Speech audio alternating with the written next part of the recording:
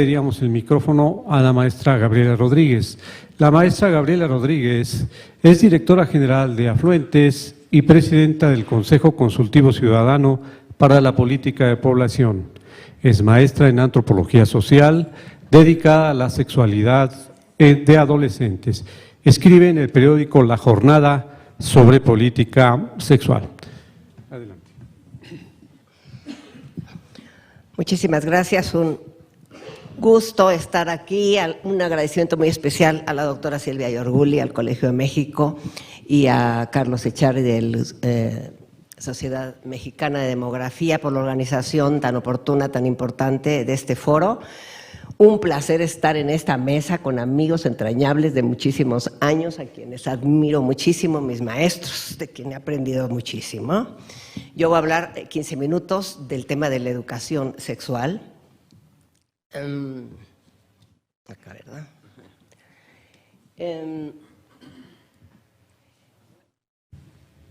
Hay muchos paradigmas de educación sexual, pero se habla principalmente de dos, ¿no?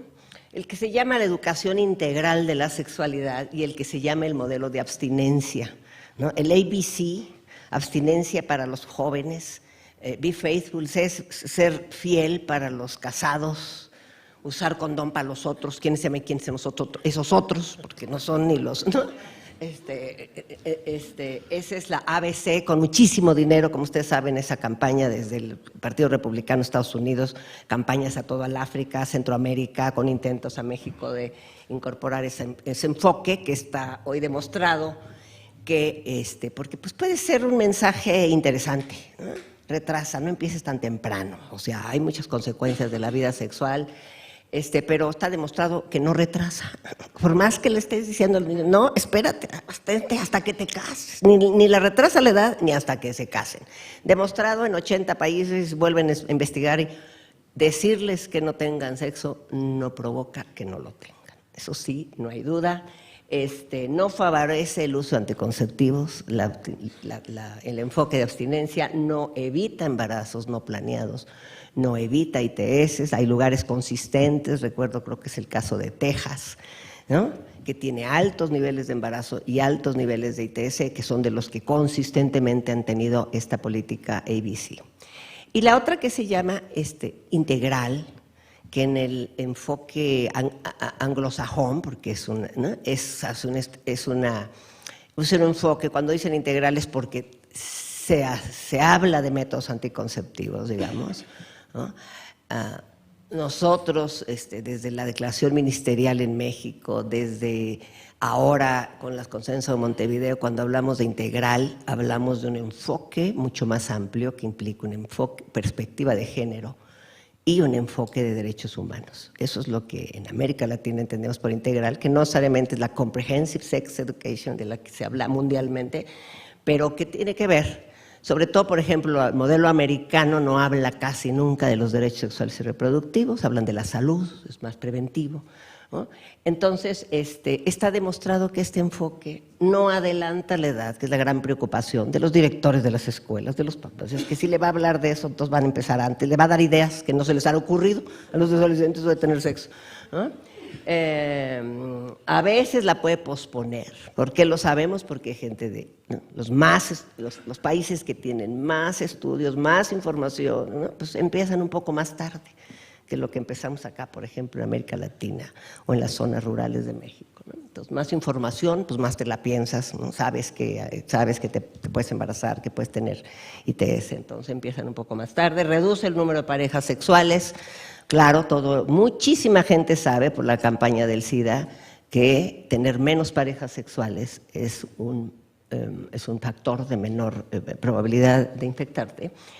Incrementa el uso de anticonceptivos, reduce embarazos no planeados, reduce tasas. Eso hay muchos estudios, aquí nada más refiero a algunos más recientes. Y también hay estudios de cuáles son las claves del éxito. No toda la educación sexual tiene éxito y vamos a hablar de éxito. Aquí lo único que se ha evaluado es éxito en reducir embarazos, en reducir infecciones.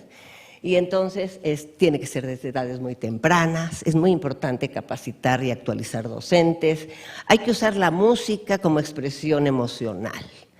¿no? El gran tratadista del tema, Jeffrey Weeks, que por cierto viene el mes que entra a México, el inglés, historiador, dice que una de las barreras por las cuales nos cuesta tanto definir y hablar de la sexualidad, en la casa, en la escuela, en la academia, ¿no?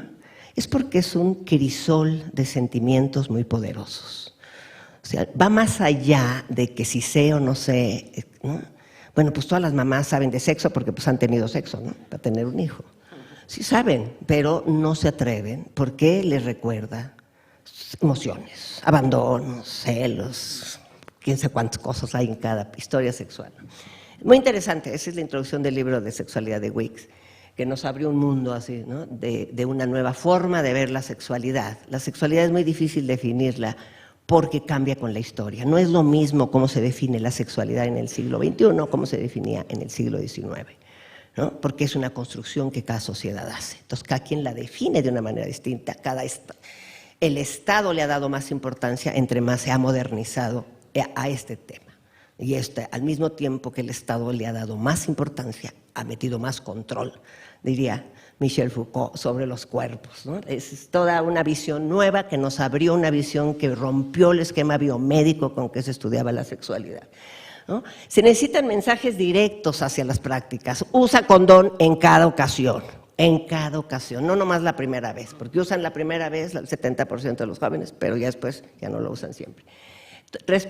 Necesita una perspectiva de género. Estos son factores de muchos programas que se analizaron cuáles eran los más efectivos. La perspectiva de género es clave. Tenemos violencia del noviazgo, tenemos violaciones, tenemos sometimiento, muchas cosas, falta de respeto en la vida del noviazgo, y todo eso se tiene que trabajar también para reducir el embarazo.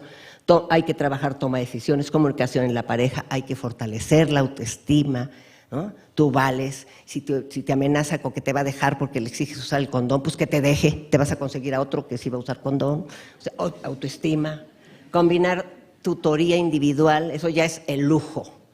Si tuvieran en cada escuela un tutor individual a quien le vas a decir, ayer me acosté, cómo se toma la anticoncepción de emergencia, o me violaron, ¿no? Servicios de salud reproductiva combinados con tutoría, eso es el ideal, que tengamos cerca el centro de salud, o que lo tengamos en la escuela, como las high schools gringas que tienen su clínica donde hay ahí los servicios, con servicios comunitarios culturalmente apropiados. En las áreas rurales, en las áreas indígenas, el trabajo tiene que ser comunitario, se tiene que trabajar con los líderes, necesariamente, ¿no? No podemos, ¿por qué? Porque estamos rompiendo usos y costumbres que están barreras muy graves, el patriarcado que permanece de manera muy fuerte en esas áreas. En 40 años de educación sexual, estamos cumpliendo 40 años, 41. El modelo del 76 estuvo centrado en la fisiología, la higiene y la planificación familiar. La familia pequeña vive mejor, y eso pegó hasta la fecha, ¿no? Hoy sabemos que la familia rica vive mejor, aunque tenga muchos o tenga pocos, eso sí lo sabemos hoy. Tenemos que hacer, para que se acabe, vamos a hacer los ricos a todos. La solución es clarísima para mí, pero no está tan fácil lograrla, ¿no? En el 98, fue en 98 cuando se metió por primera vez la perspectiva de género en los libros de texto, el libro de quinto famoso, y una nueva materia, formación cívica y ética, que empezó en secundaria, luego se pasó a primaria. Esta materia fue clave, rompió en el currículum de la SEP el enfoque biomédico y se ve hoy como una formación ciudadana. Los derechos humanos, los derechos sexuales y reproductivos entraron al segundo de secundaria. En el programa están los derechos sexuales y reproductivos desde el 98. Lo quitaron de la ley de la infancia y la adolescencia el año pasado, los derechos sexuales y reproductivos, pero nuestro libro y nuestro currículum va más adelante, ¿no? Porque ahí están, y fue un logro importantísimo. Entonces, el enfoque de los programas curriculares no, es un enfoque acertado.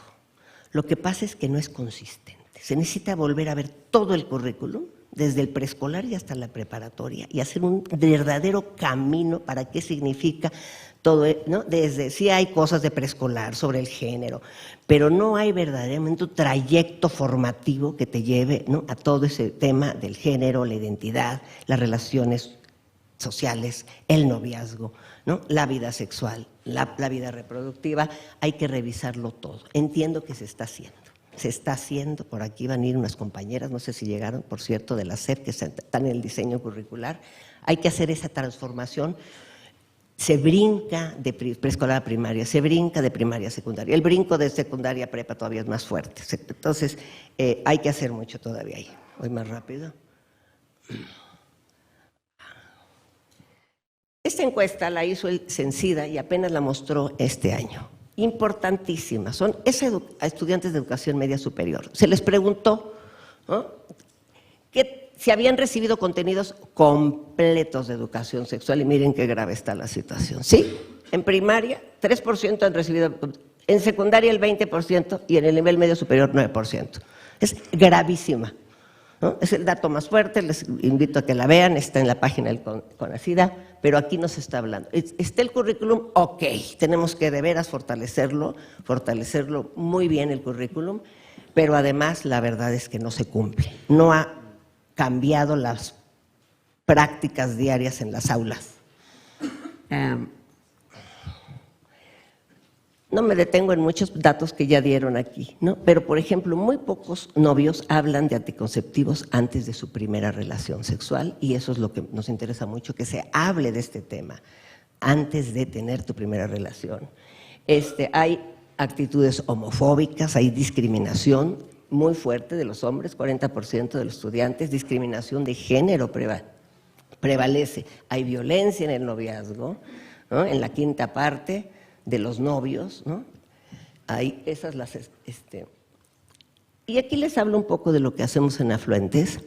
Nosotros nos dedicamos a crear modelos de capacitación para maestros, para personal de salud. Nos enfocamos también a hacer materiales de educación sexual y incidir en el currículum esas son nuestras 3 estrategias. Y hace 4 o 5 años estamos haciendo diplomados en línea para poder abarcar a 400, 500 siquiera.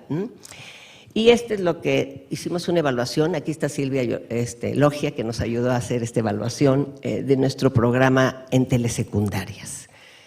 Y está triste el panorama, ¿no? Se les preguntaba qué temas abordan, y fíjense nomás, ya nomás les puse los más fuertes, ¿no? El 24% aborda género, los derechos sexuales el 32%. Son temas que están en el plan de estudios. Lo que nos dice es que del 63 al 85% no abordan los temas. Hablan de la pubertad por ahí y de la reproducción, pero no abordan el nuevo currículo. El de género, el de derechos, no ha permeado, a pesar de 15 años que está en el currículum, ¿no? Y dedican muy pocas horas, ¿no? La mitad dedica menos de 10 horas en todo un año escolar. Nosotros insistimos mucho, y lo más efectivo en las capacidades… Aquí tengo unas compañeras que están en mi diplomado virtual, que bueno que llegaron. Nosotros enfocamos mucho a muchas cosas, pero las cosas que ellos nos han dicho, porque yo quiero traer aquí la voz de las maestras y de los maestros, porque ellos son los que están sosteniendo este país en muchas cosas, se los puedo decir. Ellos están viviendo la situación de mucho abandono de los estudiantes. Medio los mandan sin desayunar, nadie los va a recoger. Hay un tema, que no es el tema de hoy, que está abandonados, ¿no? Se fue de migrante el papá, o venden hamacas y se van todo el día, no sé, están muy abandonados. Pero tenemos que insistir en la educación laica porque no entienden qué significa el tercero constitucional, aunque se lo saben de memoria los maestros, ¿no? Comprendí que tenemos que estudiar el artículo 3 para no predisponerme cuando trabajo con jóvenes que tienen otras creencias. Necesitamos que vean fuentes directas de investigación, y los tenemos leyendo, y resultados científicos, ¿no? Ahora dice este maestro, ya doy mis clases no basado en mis creencias, sino en la ciencia, ¿no? Les buscamos argumentos, les pasamos videos testimoniales de chicas que han tenido que abortar, de chicas violadas, de chicas embarazadas. Nos dice, yo pensaba que la vida era sagrada y aprendí a ver el otro lado del aborto, modifiqué mis creencias, comprendí que el derecho de cada persona a decidir, ¿no? Hay una apatía, es el tema que yo les decía, hay una gran apatía de los padres de familia. Dejan la responsabilidad de la educación en la escuela, no les importa, ¿no? están desinteresados en la educación. O sea, el tema de educación sexual no es que los papás estén en contra, es que no les interesa sus hijos. Y lo voy a decir con mucho énfasis. Hay mucho desinterés y abandono, perdón que lo repita. Esta encuesta es la de Católicas por el Derecho a Decidir. También, es que aquí están todos los encuestólogos. Aquí la hizo José Luis, la hizo INSAD. Y es increíble. A ver, papás católicos, una encuesta nacional. ¿Están de acuerdo en que sus hijos reciban información y acceso a métodos anticonceptivos? 85%. Fíjense la que voy a llamar la atención, si yo tenía una de estas aquí. Niñas y niños deben recibir información sobre aborto por violación en los libros de texto de primaria. Está de acuerdo 84% de mamás y papás de este país. O sea, dejemos de decir que los papás están en contra, ¿no? Quieren que les informen, más bien sueltan y que la escuela se encargue porque ellos no se quieren cargar. Y luego el maestro carga con todo, porque digo, pues tiene que informar, tiene que cumplir el programa, ahí estamos de acuerdo. Pero no puede resolver que el niño está abandonado, que nadie lo vela, que lo viola mil cosas que están ocurriendo, graves. Está muy grave, el país está en una situación muy dura. Estamos viendo mucha violencia, todos lo sabemos, pero es muy grave y del maestro se espera demasiado. Tienen que hacer más en nuestro tema, pero no pueden hacerlo todo, ¿no? Falta una responsabilidad de Estado más grande por el tema de la violencia. Y voy a acabar con unos casos. Hay un libro muy bueno que sacó Paloma Bonfil sobre derechos sexuales y reproductivos entre jóvenes indígenas. Se lo recomiendo ampliamente, son casos etnográficos, pero aquí, por ejemplo, en una cultura mepa, esta niña de 12 años, ya no estudié más porque tenía flojera. Después me junté a los 14 años con el que ahora es mi esposo. Fue mi decisión y nadie me obligó. Me siento feliz con mis 3 hijos. Si hubiera tenido la oportunidad sería maestra, pero como ya tengo hijos, pues ya no. 60% de los embarazos de este país son deseados, son más que los no deseados. O sea, no hay más que hacer, ¿no? Aquí, maestra, la gente nos casa sin amor, nos casa con personas que no conocemos, maestra. Yo no sé ni quién es, ni la conozco, ni sé cómo se llama. Pero ya fueron a hablar con la familia de ella para que se case. Trabajo etnográfico hecho, aquí está mi compañera Beatriz Mayén de Afluentes, que hicimos cuando trabajamos el diagnóstico para nuestro diplomado en Guerrero. Estudio, este es el más duro y está en ese texto. En este lugar que se llama Copalillo encontró 6 casos de suicidio por embarazo. Es grave, está ahí toda la etnografía, ¿no? En ese lugar que es como muchos lugares indígenas, casamiento inmediato, violación del pariente, no se da parte de autoridades, el agresor migra y las dejan solas. 4 mujeres y 2 hombres se suicidaron ingiriendo pastillas y una se ahorcó. Es un área donde hay narco, muy cerquita al norte de Guerrero, ya muy cerquita de Morelos, cerquita de Ayotzinapa, que todos sabemos cómo está la heroína. Por ahí. Bueno, hablan mucho en la etnografía de que hay muchos chavos ya metidos en el narco, ¿no? Se fue con el novio mientras él se va de migrante para casarse. Entonces, cuando se va el novio de migrante, acá la viola el otro y no sabía qué decirle al novio porque le embaraza y mejor se suicida. ¿Qué tal? Son condiciones tan negativas a que se dé un embarazo y a que haya tenido sexo una mujer indígena fuera del matrimonio, que a veces prefieren suicidarse a enfrentar a toda una comunidad que las va a, ¿no? Bueno, con esta termino. La educación integral de la sexualidad tiene un papel muy crítico, tiene un papel que puede ser relevante para cambiar, yo no digo que todo, pero sí puede tener, si se decidiera de veras apoyar con dinero, con capacitación, con fortalecer el currículum, de veras que sería crítico en mejorar las relaciones de género, el empoderamiento de las estudiantes para que sean libres, autónomas, o tengan autoestima, tengan derecho a desarrollarse, a estudiar y crecer en la segunda década, empoderar a los hombres también en relaciones de pareja, nuevas formas de paternidad, fuente de afecto, y en la cultura de los derechos humanos. El peor problema de México se llama la violación de los derechos humanos, a veces desde el Estado, y del Estado digo los maestros, a veces los supervisores son cómplices de otros maestros que violan alumnas. Entonces eso es violencia de Estado también, estudiar la Constitución, los tratados, cambiar los usos y costumbres. Muchas gracias.